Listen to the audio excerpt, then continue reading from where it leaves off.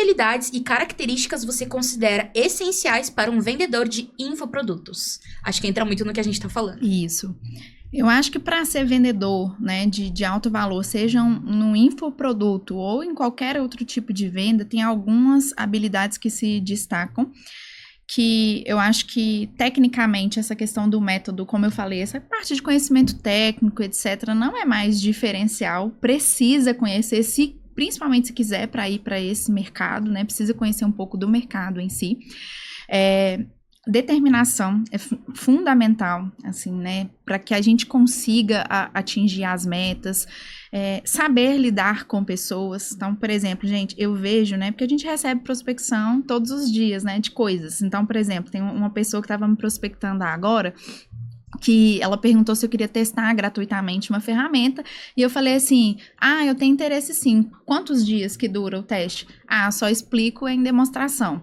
Aí eu, não, beleza, vamos marcar. Aí hoje fez o follow-up comigo de novo, falando a mesma coisa, ou seja, não adianta, é o que eu falei, esse tipo de vendedor, a inteligência artificial vai engolir, porque um script todo mundo faz, mas é de fato essa parte humana, comportamental, né, de você desenvolver essas habilidades, essas soft skills, é que eu acho que muda o game, sabe? Essa parte da determinação, da garra, como eu tava falando, de humanizar mesmo o seu atendimento, entender aquilo, mas principalmente também mesclar isso com a parte do processo, porque disciplina também nesse mercado de vendas, ela é fundamental, né? O que eu falo é que, assim, o não, ele faz parte, então resiliência também é um outro ponto.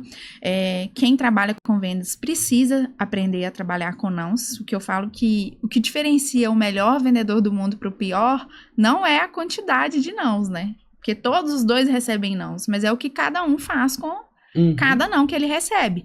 Você tem a escolha ali de melhorar o seu processo ou de simplesmente, né, tipo, nossa, hoje foi, né, um dia ruim, sendo que aquilo vai fazer parte da sua rotina. Não tô dizendo que é fácil, não é. Mas eu acredito que essa parte de garra, determinação, essa questão da comunicação humanizada mesmo, né? E essas soft skills eu acho que é o que mais vai diferenciar, essas habilidades comportamentais, né? Acho que as empresas cada vez buscam mais isso e os produtores digitais também. Existe muita demanda nesse mercado para vendedores de alto valor, que são os inside sales, e o que eu vejo é que essas habilidades comportamentais estão cada vez mais diferenciando, sem deixar de lado a parte do processo e do método que tá ficando cada vez mais o feijão com arroz ali básico. Até porque a gente nós nos tornamos e estamos vivendo uma geração muito fast food. A gente tem tudo aqui na palma da mão, é tudo muito rápido, e as pessoas estão cada vez mais ansiosas e querem pra já, pra ontem, né? Então, exemplo, tô lá scrollando meu Instagram e vejo um anúncio de um tênis pra academia. Eu não vou querer esperar, se eu tiver na minha ansiedade e eu quiser gastar minha energia naquele momento, eu vou comprar aquele tênis na hora. E muitas vezes, essa falta de humanização no processo faz com que a gente desista. Um exemplo prático, eu tava procurando um presente de 15 anos ali, e eu entrei em contato com algumas lojas, e as respostas foram justamente respostas automáticas, demoravam para me responder, e eu já tava ansiosa. E aí, quando a primeira pessoa realmente humana me respondeu, conseguiu me mandar fotos, né, dali dos produtos, enfim, eu resolvi ir em apenas 5 minutos, fiz o Pix ali, já tava mandando o motoboy e o presente já chegando na minha casa. E aí, sei lá, tantas horas depois, os outros que estavam no automático foram me respondendo. E a minha resposta foi: muito obrigada, mas eu já fui atendida. Exatamente.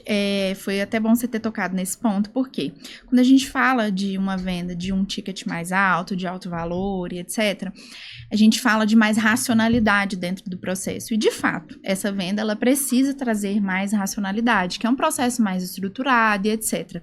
Mas, ainda assim, esse processo, ele não deixa de ser emocional. E é aí que está o grande erro. Porque, independente do tamanho da compra, as pessoas continuam sendo pessoas. Então, existe mais racionalidade dentro do processo. Eu devo ainda me atentar ainda mais a detalhes, a padronização, a organização, a estruturação, óbvio. Mas eu não posso esquecer desse lado humano, Porque as pessoas, elas tomam decisões de forma humana. E muitas dessas decisões são inconscientes, né, ao longo do nosso dia. Então, por isso é que a gente precisa prestar muita atenção. Vou dar um exemplo que todo mundo vai entender.